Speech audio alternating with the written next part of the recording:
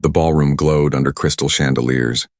Waiters moved with trays of champagne, and the city's richest gathered in whispers of business deals and ambition. At the center of it all walked Vincent, a billionaire venture capitalist, dressed in a navy tuxedo, calm and untouchable. Every eye followed him as he prepared to give a speech that promised to shape futures. Then it happened. A small hand tugged at his sleeve. He looked down and saw a little girl, no more than 8, standing in the middle of the grand hall. Her dress was worn but clean, and in her arms she clutched a faded schoolbook. Her eyes, wide with both hope and fear, met his. With a soft but steady voice, she asked, "Sir, do you know where I can find a chance to go to school like other kids? Or maybe a job for my mom so we won't be hungry anymore?" The entire world around him seemed to freeze. In that glittering room of power and wealth, her words pierced straight through. For the first time in years, Vincent felt his carefully built walls shake. Months had passed since the night of the gala, yet Vincent still remembered every detail of the moment Ella tugged his sleeve. It was no longer just a memory. It had become the turning point of his life. Ella was thriving now. The shy girl who once studied under the glow of street lamps was walking the halls of her new school with a bright smile. She carried her books with pride, joining science clubs and asking questions that made her teachers smile. At the school's first science fair, she stood next to a small solar system model she had built herself. When Vincent showed up and clapped for her in the front row, her grin was brighter than any trophy. Maria, her mother, had also found her place again. With a steady job in one of Vincent's companies, she no longer had to worry about where the next meal would come from. She moved into a modest apartment close to the school. The lines of exhaustion on her face slowly softened, replaced by strength and dignity. She often sent small updates to Vincent, sometimes about work, sometimes just about life. Their conversations grew warmer, shifting from survival to dreams for the future.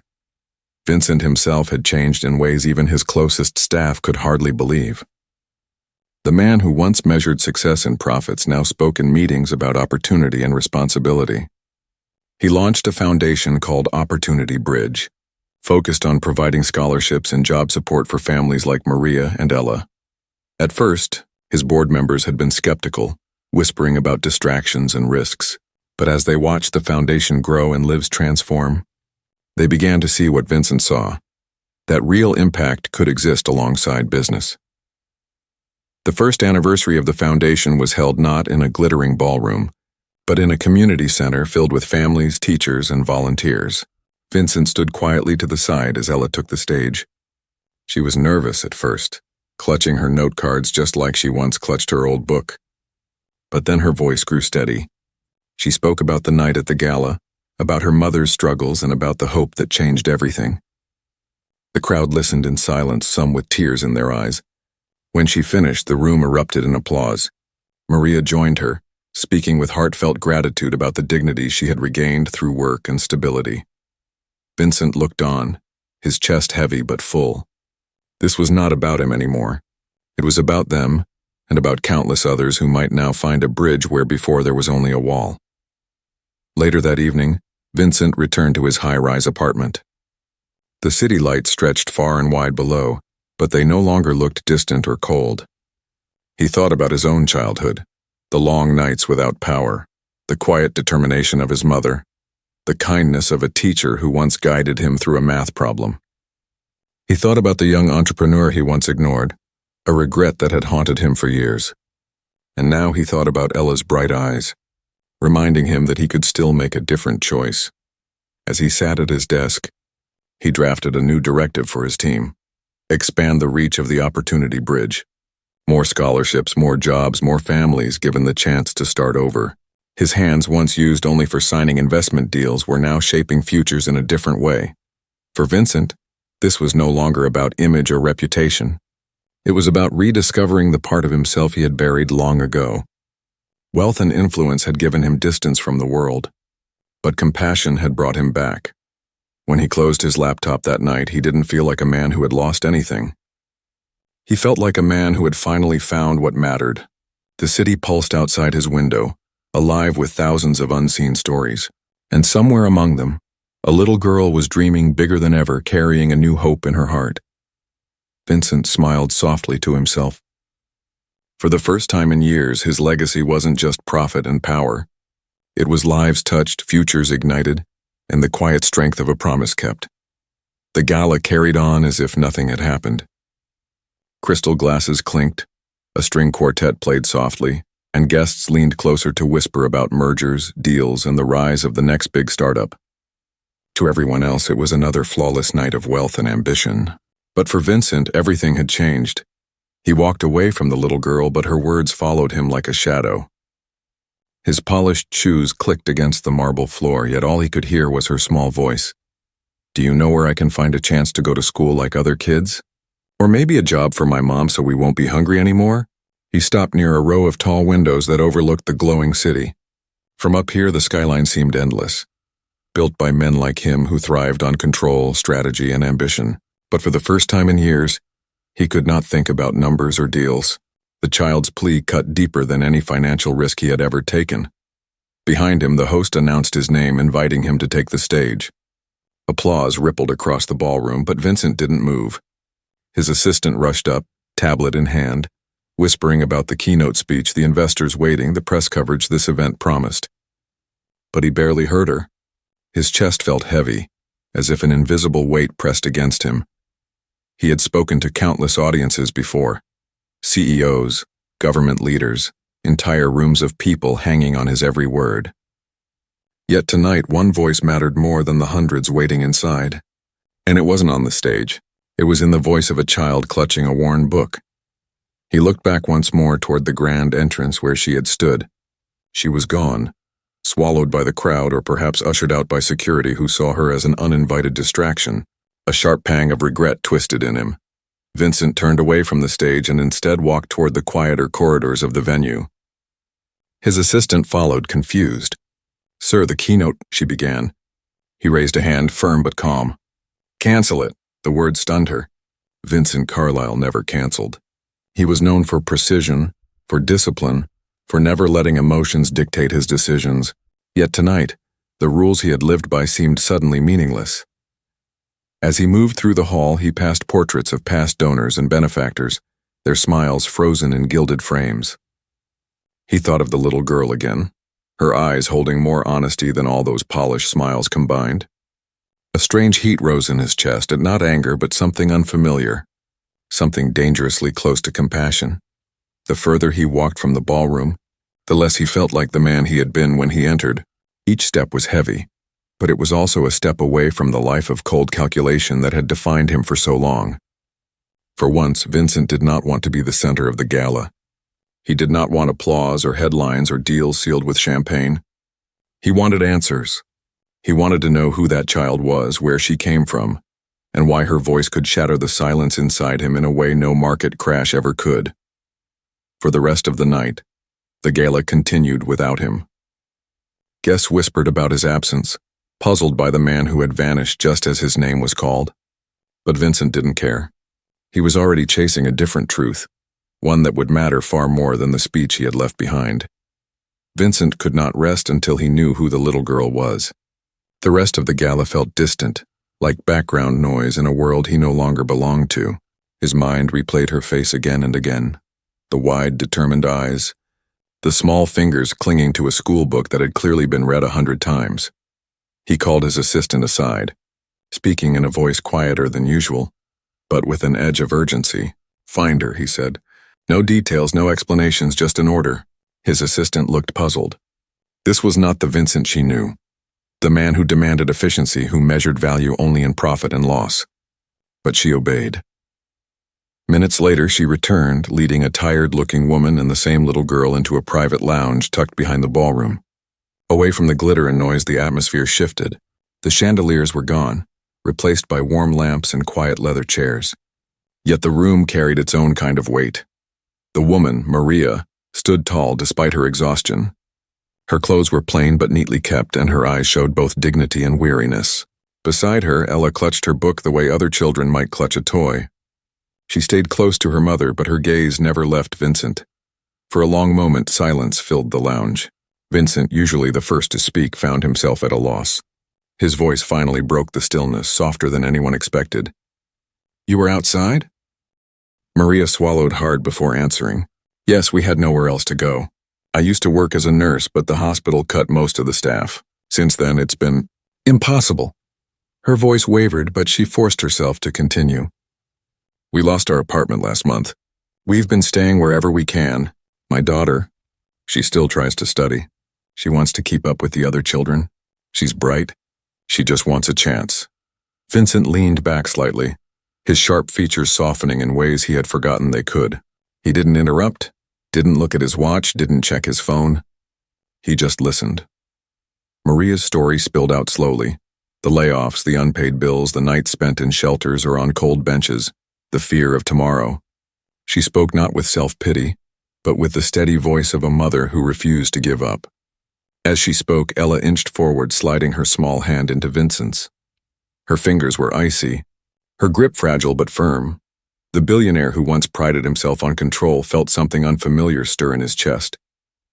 A flicker of memory surfaced, nights from his own childhood when his mother worked 2 jobs just to keep the lights on. He remembered studying by candlelight, clinging to the hope that education might open a door. The room seemed to shrink around him as Maria's words painted a picture far more powerful than any keynote he had ever given. He imagined them sitting under a street lamp late at night, Ella bent over her book, Maria watching over her with tired but determined eyes. For over an hour, Vincent listened. Not as an investor, not as a businessman, but as a human being. Every detail weighed on him. Every pause in Maria's voice tightened his chest. Every hopeful glance from Ella chipped away at the cold armor he had built over years of ambition. When Maria finally grew quiet, Vincent remained silent for a moment longer, as if searching for something within himself. The numbers and calculations that once guided him were useless here. This was not about balance sheets or portfolios. This was about a mother, a daughter, and a plea too honest to ignore. For the first time in years, Vincent felt something stir that no business deal could ever offer. A chance, not just for them, but for himself. When Maria's voice finally faded into silence, Vincent sat still, staring at the floor. His hands, usually so steady, tightened slightly on the armrest of his chair. In his mind, images blurred together. The lavish glow of the gala, the soft tug of a child's hand, the quiet dignity of a mother fighting to survive. Something inside him, long buried, was beginning to stir. For years, Vincent had told himself that sentiment was weakness. In the world of venture capital, emotions clouded judgment. Decisions had to be made in numbers, percentages, and outcomes.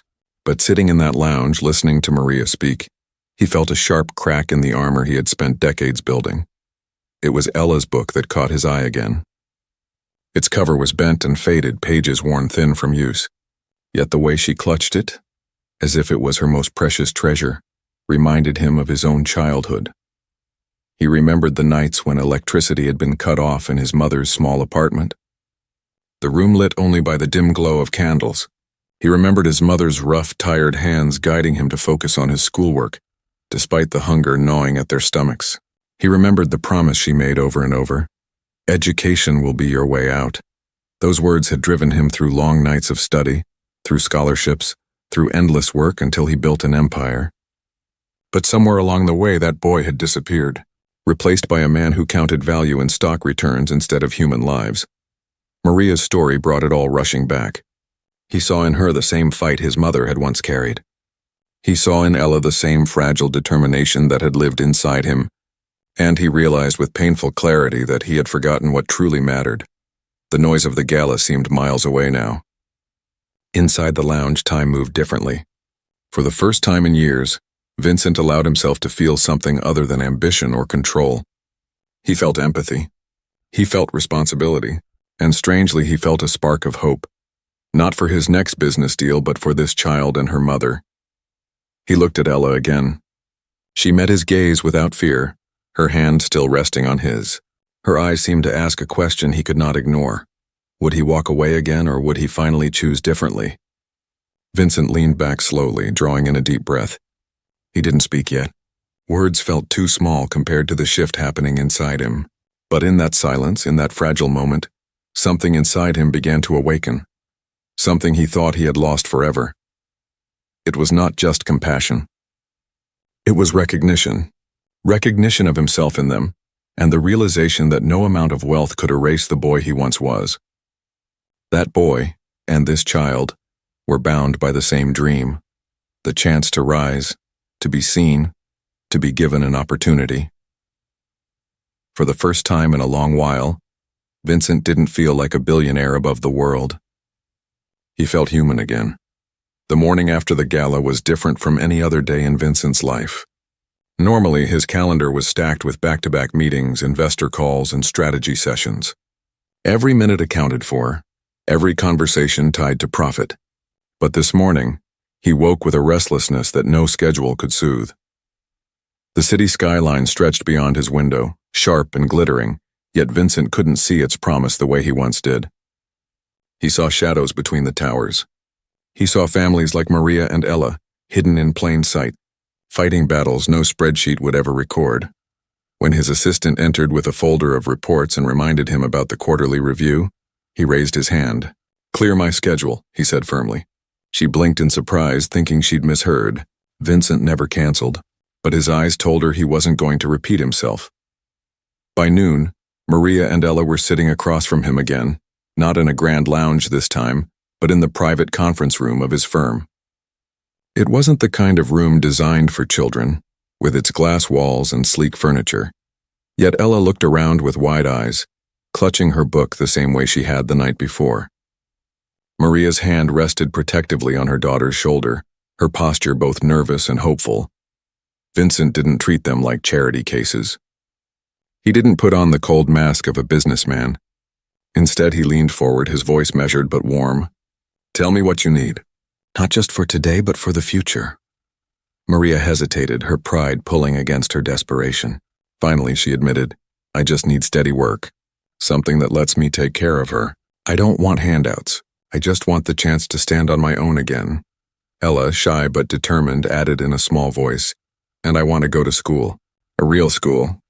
I want to be like the other kids." For Vincent, the decision was simple in a way that most of his billion-dollar investments never were. He picked up the phone and called one of his trusted executives. "I have someone I want you to meet," he said. A skilled nurse with experience in urgent care. "Set up an interview as soon as possible." The words carried no hesitation, only quiet authority. Next, he turned to his assistant. "Find a school with strong science and reading programs. Arrange a scholarship in Ella's name. Full tuition, books, everything she needs." His assistant nodded quickly, already typing furiously. Maria's lips parted in shock. "I don't know how to thank you," she began, but Vincent interrupted gently. "Don't thank me. Just use the chance. That's all I ask." He wasn't finished. Housing was next. He arranged for a temporary apartment close to Ella's new school, safe and comfortable until Maria found her footing again. Every detail mattered, not just the roof over their heads, but a home that gave them peace of mind. For the first time in years, Vincent's wealth didn't feel like a weapon or a wall. It felt like a tool to lift, to restore, to create something lasting. When the paperwork was laid out, Vincent didn't push it across the table with detachment. He sat with Maria and Ella, going through each page carefully, explaining what it meant. Ella traced the letters with her small fingers, her eyes shining with a mix of wonder and relief. That afternoon stretched longer than Vincent expected, but he didn't mind. He had closed countless deals in his life, but this was different. This was the first time in a long while he felt like he was investing in something real. As Maria clasped his hand in gratitude, and Ella smiled with shy excitement, Vincent realized the truth. The first step had been taken, not just for them, but for him as well. Weeks passed, and with them the outlines of a new life began to take shape. For Maria and Ella, the shift was almost unbelievable. For Vincent, it was even more profound. Ella no longer clutched her faded schoolbook on street corners. Instead, she walked proudly into the halls of her new school, dressed in a uniform that fit her perfectly. Her teachers quickly noticed her hunger to learn. She raised her hand in class, joined the science club, and poured her energy into experiments that made her smile with genuine joy. At her first school assembly, when students were asked to share their projects, Ella stood in front of the entire room with her voice trembling but steady. She held up a simple volcano experiment made from baking soda and vinegar. The applause she received wasn't for the project alone. It was for the courage she carried.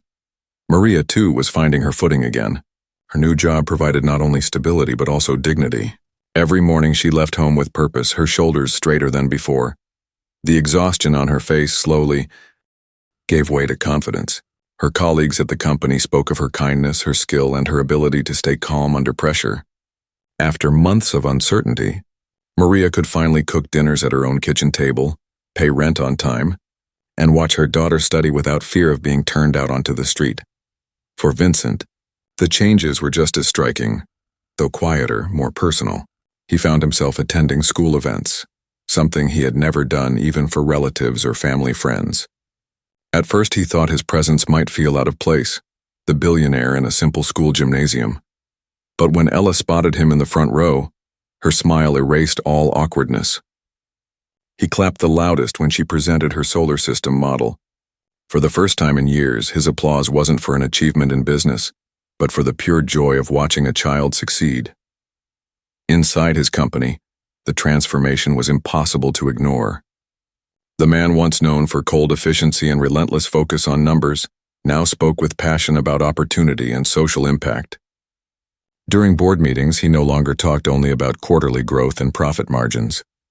He asked questions about how their investments could strengthen communities, how they might support families who had fallen through the cracks. His staff, once skeptical, began to sense a genuine change. Some whispered about his uncharacteristic warmth, while others quietly admitted they admired the shift.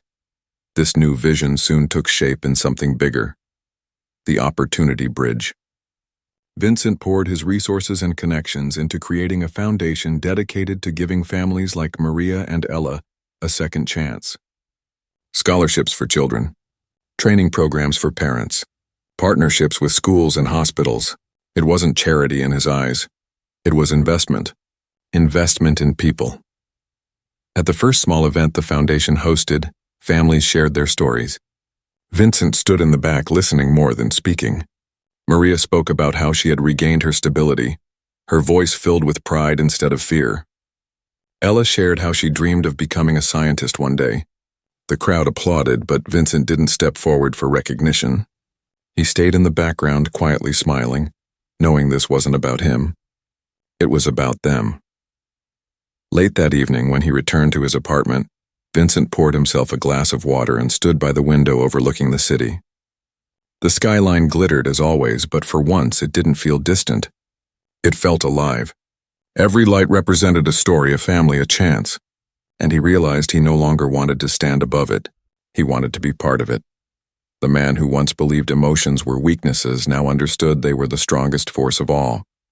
And for the first time in years he felt lighter, not because of what he had built, but because of what he had chosen to give.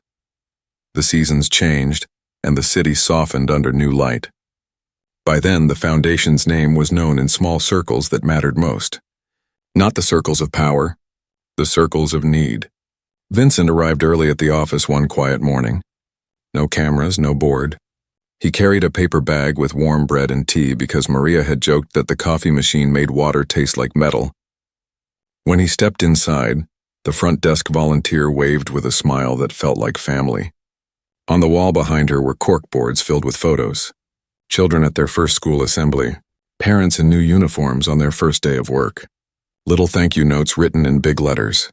In the center was a single photo of Ella, holding a science ribbon and laughing so hard her eyes were closed. Vincent stood there longer than he meant to. He used to scan dashboards for growth charts. Now he read faces. He met Maria in a small room where sunlight came through tall windows. Her hands no longer shook when she held forms. Her voice had strength again. She showed him a calendar of families scheduled for interviews and training. They talked about bus routes, school counselors, and a new clinic partner that needed administrative support. Simple things. Human things. Each one a step toward a better week for someone. At noon, he walked to Ella's school. He always sat in the second row because she said the front row felt too serious. The principal welcomed him like an uncle, who visited often but never made a show of it. In the gym, students presented projects on a long table. Ella had built a simple wind turbine from cardboard and wire. She explained how it turned small movements into power. Her voice was steady. When she finished, she glanced at Vincent. He gave a small nod. That was enough. She grinned and hugged her mother. Later that week, a new problem reached them. A small shelter across town was about to close. The landlord had raised rent. If the shelter shut down, dozens of families would spread out into bus stations and parking lots. Vincent listened while the director spoke, her face tight with worry. No speeches. No promises he could not keep. He asked for numbers. He asked for timelines. He asked what would keep the doors open right now, and what would make the place healthier in a year. They drew up a plan in a day. The foundation covered the gap for 3 months. A local church offered kitchen space for evening meals. A partner company pledged to fund job training on weekends. Maria suggested a small on-site study corner with lamps and donated books. She knew which titles would disappear first. The easy readers. The science picture books. The shelter stayed open. The study corner drew children like a small fire on a cold night.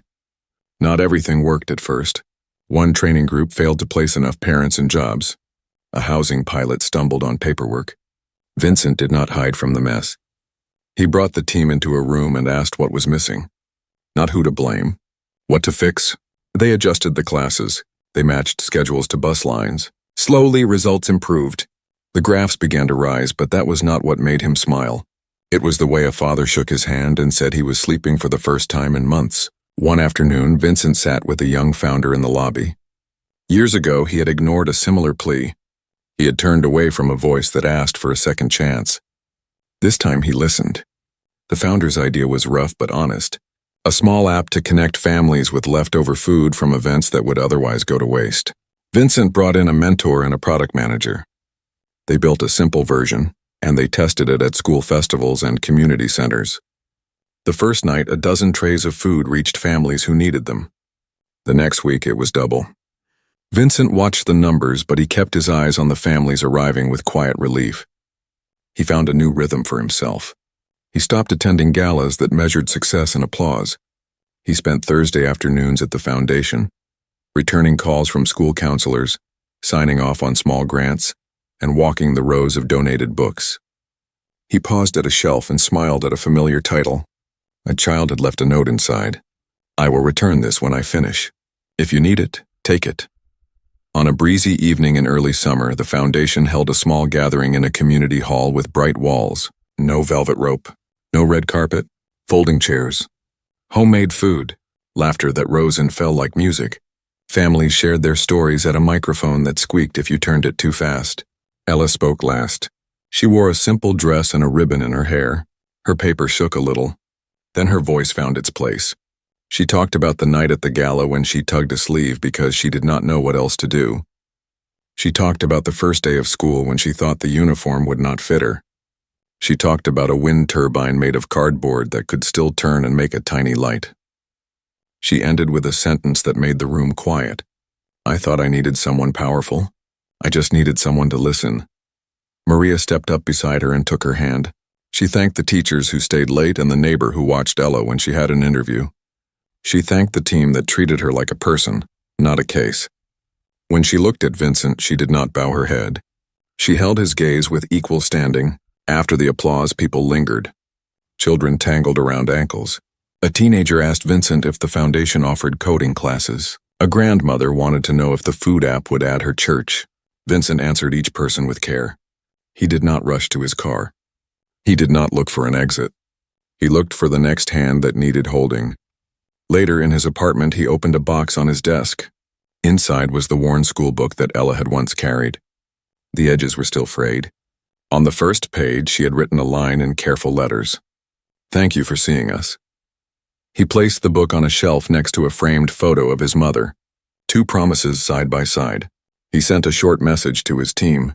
"Expand the study corners. Add a weekend bus pass fund. Pilot the food app in 3 more neighborhoods. Keep the form simple. Keep the doors open late during exam week. Measure what matters." He closed the laptop and stood at the window. The city pulsed below. He no longer felt above it. He felt inside it. He thought of the boy who once studied by candlelight, and the girl who once studied under a street lamp. He thought of a mother's tired hands and a nurse's steady voice. He thought of all the sleeves no one should ever have to tug. In the end, his legacy was not a tower or a headline. It was a path, a bridge made of many small boards. A scholarship here, a job there, a door that stayed open, a light that stayed on.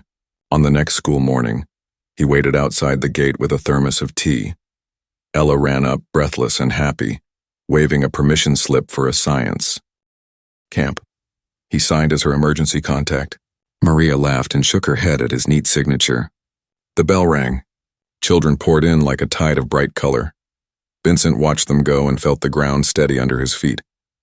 The world had not changed overnight, but this corner of it was kinder now. He turned away from the gate, not toward a stage or a spotlight, but toward the day's work. The man who once measured everything in returns now measured time by the lives that had room to grow. He did not wait to be asked again. He had learned the lesson the right way. Listen first, act next, build something that lasts. And when the wind rose over the rooftops and spun a paper pinwheel a child had left on the fence, he smiled. Even small movement could make power. Even small power could light a room. Even one voice heard at the right moment could change a life. It had changed his.